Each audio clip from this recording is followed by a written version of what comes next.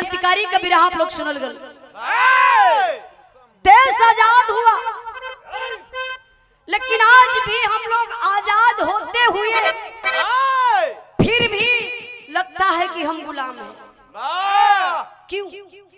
हर देश के वासी बड़ा बड़ा मुंह के ताकत हुए, अगर कौनो तीसरका देश हिंदुस्तान से अगर भिड़ जाए तो हम तीसरका मजा उठा ले। लेकिन बाबू आप लोगों के बिरहा के आखिरी में स्पष्ट ही बता दे कि अपना देश कैसे बचेगा। आइए मास्टर साहब।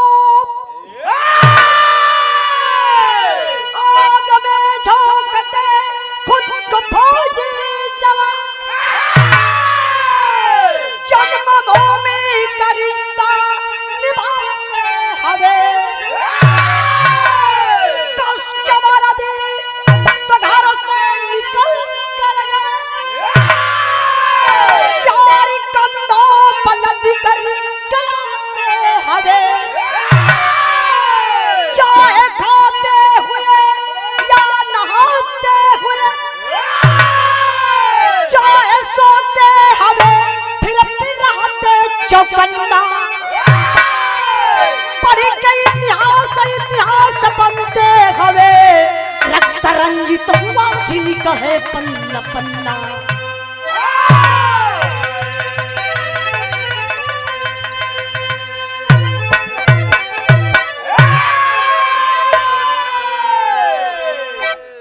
देखे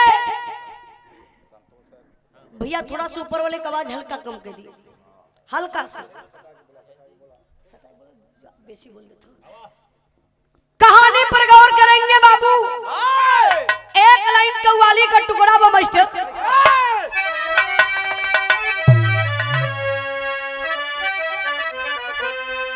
भैया भैया जाए वाले भैया लोगों से जेके जाए के घरे बा उससे हमारे एक निवेदन बा कि पहले ही चल जा, जब हमार कहानी शुरू ना भइल बा वो हमरे हक में भलाई रही। आई हो जाई जहरवा बेटी हो हरवा उजारी हम हरवा उजारी हम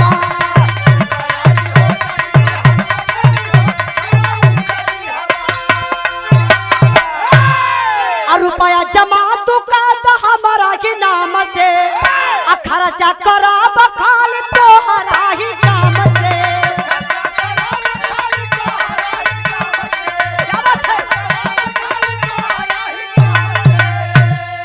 आपस में कैली है झगड़वा बेटी हो, आप मेरे तुंजय दुलार। संपत अपनी बहू से कहता है बेटा गम तो दोनों को है, तुम्हारा पति था और मेरा बेटा था, ना तुझे तेरा पति मिलेगा ना मुझे दोबारा मेरा बेटा मिलेगा। लेकिन मैं चाहता हूं बेटा कि परिवार में अब नफरत कुछ ना हो तो ठीक है, कोई प्रॉब्लम हो जाएगा तो बहुत आगे झेलना पड़ेगा मुझे। आरती बोली बाबूजी प्रॉब्लम कैसा प्रॉब्लम? अब इससे बड़ा का प्रॉब्लम आ सकेला? संपतवा कलश बेटा सुनो, प्रॉब्लम सबसे बड़ी ये है कि जो तुम्हारा दोनों छोटा देवर है अब है मृत्युंजय, वो आपस में हमेशा लड़ते झगड़ते रहेंगे। आरती बोली क्यों बाबूजी, क्यों लोग लड़ाई झगड़ा करेंगे? संपतवा कलश की जो 10 लाख रुपया मिलल बा तोके, उ शहीदी राशि जो मिलल बा वो पैसा हमरे नाम से कर दा, हमरे नाम से ट्रांसफर कर दा। हम वादा करत बानी जब भी काम लगी तो तोहरे नाम से खर्चा करब पैसा, बाकी घर में कोई के नाम से पैसा खर्चा ना हुई। और हमरे नाम पैसा कर देबू तो घर में जो झगड़ा झंझट बा बिल्कुल ना हुई। संपतवा के देखा पैसा लौका था। आरती रोवे लगल बाबू, रोई के संपत से बड़ी ऊंची बात कहत बा। जरा गौर करेंगे का कहला। अरे रुपया तो के लौका बाबूजी, जिया लाश हो गई ना पोता और पतोहिया यार पतोहिया यार पतोहिया। रुपया तो के लौका बाबूजी, जियते लाश हो गई ना पोता और पतोहिया। खा बाबूजी खा, मरले के मारत हुआ, जवनिये में विधवा हो गई। तो के रुपया लौकत बा, हमके रुपया पैसा कुछ न लौकात बा बाबूजी। अरे चाहे आपके नामे पैसा हो चाहे हमरे नामे घरवे में बना। संपतवा कलश की बाप रे बाप, हेकर घमंड देखा। पति अकर शहीद हो गए, आई 10 लाख रुपया का पगल के पूरा गरम हो गई। एक जमीन पर पौवा नहीं खे पड़त। अरे ये के मालूम ना पापिन के केकर खर्चा हम देखब केकर बाप आके देखिए। संपतवा गुस्सा में लाल पसीना पोछत आयल बहरे बैठल, घर में देखत बा बुढ़िया ना लौकात के 2-4 बेरी बोलौलस कलस बुढ़िया ए बुढ़िया सुनिए। बुढ़िया भागल भागल आई, पसीना देख के संपतवा का लगल पूछे अपने अचरा से, कल से हमरे राम हो राम तो कि का हो गई हो राम। कलश की देख बुढ़िया कुछ भयल ना बा। अगर हमके जियत चाहत हो तो एक हमार बात तो के माने के पड़ी। बुढ़िया कह जल्दी बोला राम। अरे एक थे ना 10 गो बात तोहर मानव, जिंदगी भर मनले जिंदगी भर माना। संपतवा कर सुन, आज से आरतिया का घर में खाना पानी बंद। बुढ़िया कलश की कहो बुढ़ऊ कुछ कहला सका आरतिया। कहला अरे घर में लेके गईली है, मंगनी है देवे तैयार नहीं भइल है। का मांगली है? पैसा मंगनी है देत नहीं है। अच्छा बतिया बोलल सही है, तनी घुमाई के बोल देना। हाँ बुढ़वा कलश की मंगली है, तैयार नहीं होती है। कौन तैयार होती देवे के तो पूरा बोलल कहनी है, पब्लिक में सब ना समझ पावेला। तनी दम ना रह गेली है। हाँ इनकर मरे वाली वक्त आ गई है। एक जने लटकल हम। अरे भाई लंबा पड़ा ना, बोलल तो बिरहा देखा ये हमार हास रस का हंसा जितना मन करे उतना हंसा। देखा केहू को घर उजड़त है, बिरहा पर ध्यान दिए बाबू। वैसे संचालन महोदय बतेबे केला कि जिंदगी में हंसना स्वास्थ्य के लिए हानिकारक है। अरे संचालन महोदय ना कहा कि स्वास्थ्य के लिए हानिकारक है, जिंदगी में हंसना स्वास्थ्य के लिए लाभदायक है। हंसना बहुत जरूरी है। ज्यादा हंसे वाले पागल में जोड़ती होले। तनी से लोग हंस ले बा, अगर अंदर से खुशी बा तो चेहरा चमकेला। अगर दुखित मन तो पहले ही से दिखा जाला कि जैसे भूजल टमाटर। बगलिया में देखला। हाँ, देख टेंशन में जियत हुआ जर गई नहीं से। अच्छा तो हंसी मजाक के अपनी जगह लोग छोड़ दिया करा, लेकिन बिरहा के मेन पॉइंट पर आ जाए के लिए कहानी न टूटे। अब संपतवा गलस बुढ़िया देख बेटवा का शहीद भयल रे, एक तो खुशी न घर में हो गई। 10 लाख रुपया का पौलस कॉली की पैसा हमरे नाम से कह दे तो हमार बतिये माने के तैयार ना बा। बुढ़िया कलश सुनबा, हम तो कहिए से कहतली के कर गोड़ी ठीक ना बा। भैया भैया कलश बुढ़िया के हम तो कहिए से कहली के कर गोड़ी ठीक ना बा। एकरे उते घर में हमेशा से खरमंडल न धलबा। हमार लाल वही का देन बा। दोनों बुढ़िया बुढ़वा आपस में बतियाए के बाबू बात फिट कलन। घर में खाना बनत बा तो आरती का हिस्सा ना बने, सब परिवार खाना खाए, आरती बेचारी टुकुर टुकुर ताके, कोई पूछबे ना करे हो भैया। धीरे धीरे समय बीतल बा। अच्छा तो एक दिन एक टुकड़ा रोटी सब दे दे तो दूसरे दिन ना दे, लेकिन है फौजी जवान की बीबी जो मर्यादा को देख रही है। मर जाऊंगी लेकिन कदम बाहर नहीं निकालूंगी। जो दूध बनता था बच्चे के लिए वो दूध बनना बंद हो गया। मासूम बच्चा है, छोटा है, कैसे वो जिएगा। धीरे धीरे समय बीतल बाबू। एक दिन अचानक उस बच्चे की तबीयत खराब हो जाती है। जब छोटा बच्चा आरती के बच्चे की तबीयत खराब हुई, 2-4 दिन झेलती है परिवार में, कहती है कि मेरे बेटे को दवा करा दीजिए, मेरे बेटे को आराम हो जाएगा, मेरा बेटा बीमार है। लेकिन कैसा परिवार कमीना है बाबू, कोई घर में तैयार नहीं हुआ है आरती का सहारा करने के लिए। यही सब बोल रहे हैं कि नहीं इसका मन बढ़ गया है, ये घूमना चाहती है, इधर उधर जाना चाहती है, कि बच्चे का बहाना लगा रही है। लेकिन बाबू जब 5-6 दिन हो गया तो आरती अब बर्दाश्त का एक हद होता है, अब नहीं बर्दाश्त कर पाई। सोची कुछ भी मुझे झेलना पड़ेगा, मैं झेल लूंगी, लेकिन अपने बच्चे को तो जरूर बचाऊंगी। लेकर के अपने बच्चे को बाबू आरती निकल जाती है हॉस्पिटल। जब हॉस्पिटल में गई, डॉक्टर साहब देखलन बड़ा नाजुक हालात, डॉक्टर भर्ती नहीं ले रहे हैं, बोल रहे हैं कि इस बच्चे को डेंगू हो गया है। डेंगू का मतलब प्लेटलेट घट जाता है। डॉक्टर बोला कि ले जाइए, जो सेवा करना कर लीजिए। आरती लाचार हो गई, अब क्या करेगी, कहाँ जाएगी। बच्चे को गोद में लेती है मेरे बाबू, रोते हुए दूसरे हॉस्पिटल में जाती है।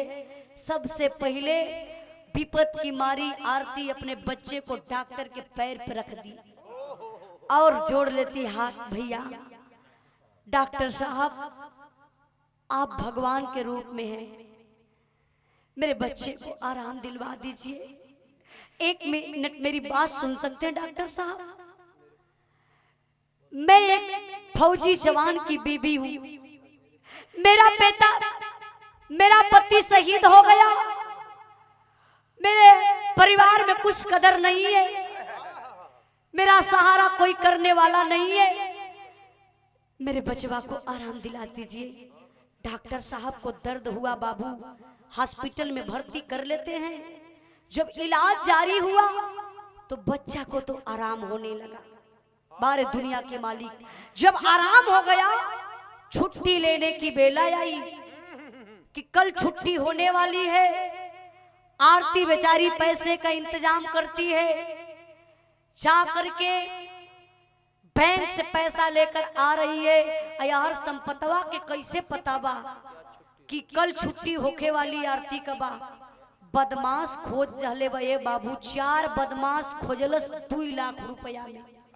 देखा 2 लाख रुपए में 4 बदमाश को खोजता है और बोलता है जो आरती नाम की औरत है वो हमारी बहू है, उसका एक बेटा है जो हॉस्पिटल में भर्ती है। मैं यही चाहता हूं कि आप दोनों को खत्म कर दो, क्योंकि परिवार में जब से वो आई है हम लोगों को सुख नहीं भेटा रहा है।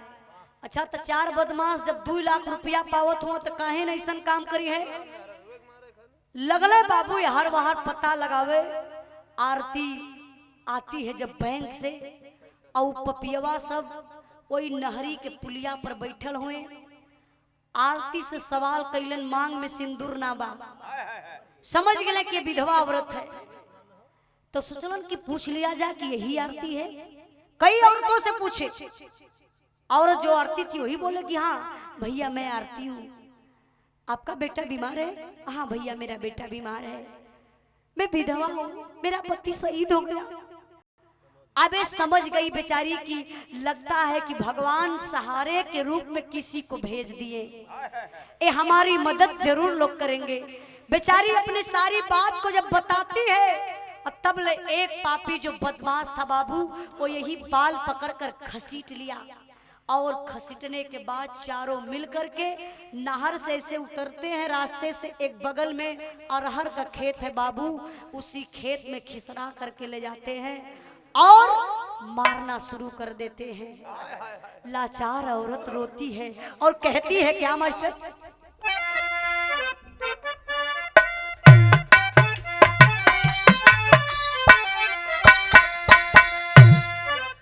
सौका सिंगरवाजे कर छिनल गोसाइया हो, छिनल गोसाइया हो, पैबा का मरल के तू मार जे। डेंगू भायल बा हमरे आल्हर सुगानावा के, आल्हर सुगानावा के रहला जरूरत दस हजार जे।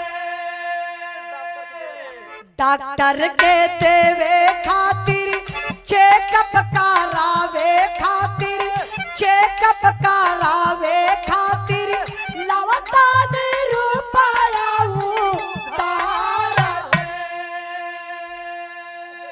सेनुराता उजड़ल भैया कोखिया उजारा जाने, कोखिया उजारा जाने अखरा रुपया परिवार के।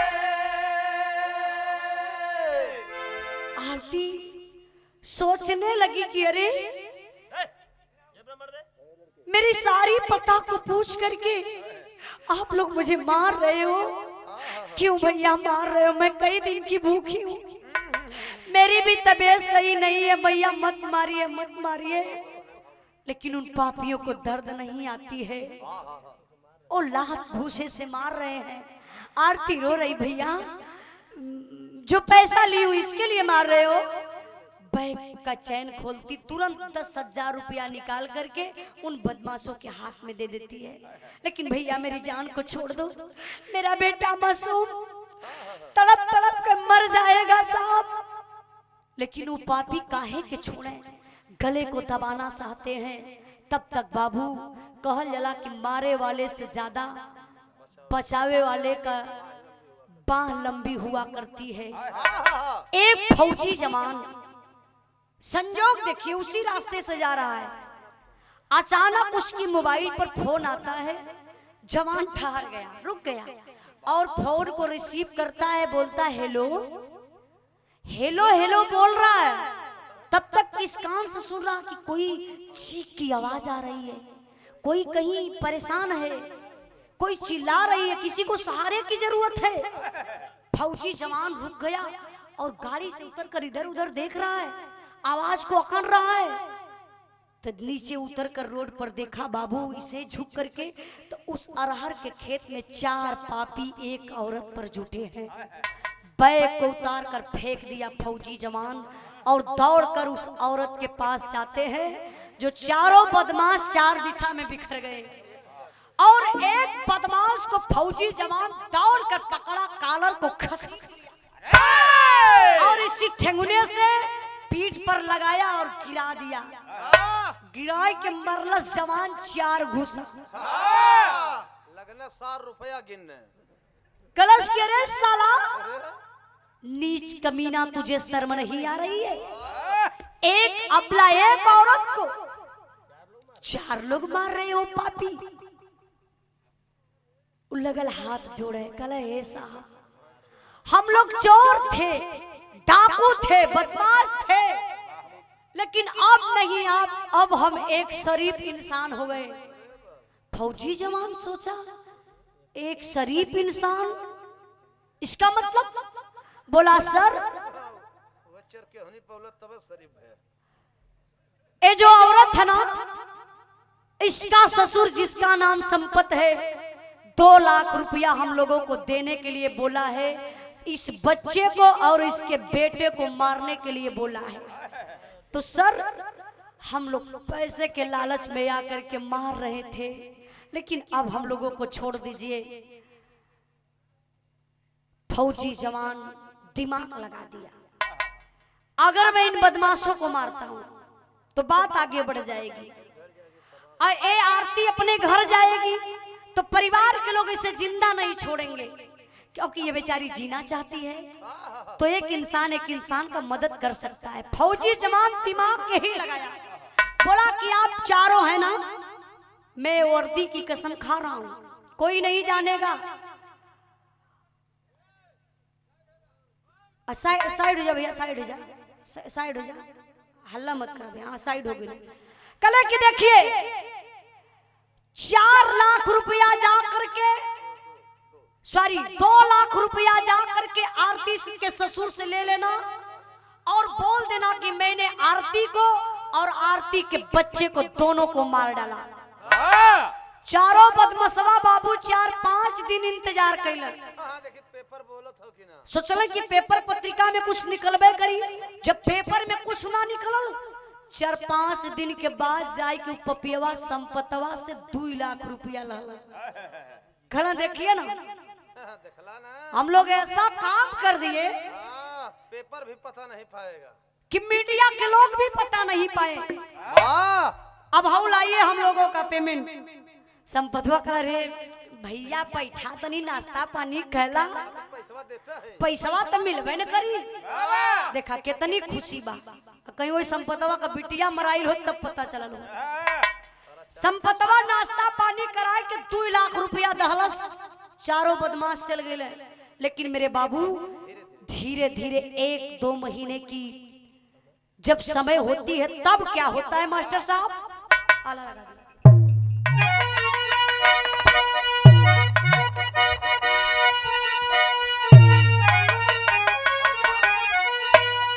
अरे देशवा पे आवे जाता बाहर से खतरवा भैया,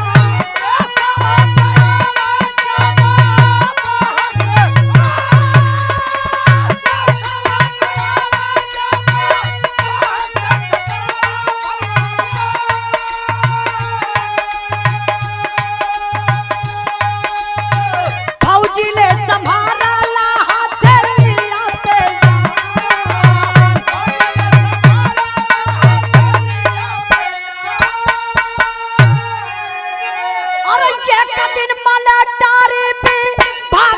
पत्थर से बाबू।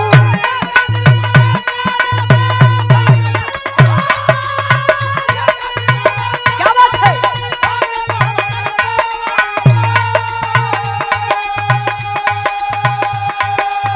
काया एक मल्लाह देने लगा है पाया।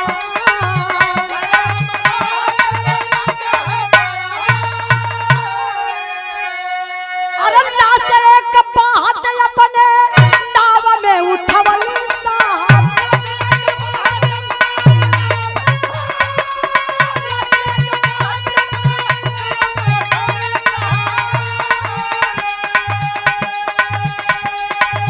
गौर से हम देखली बजर रहल परान।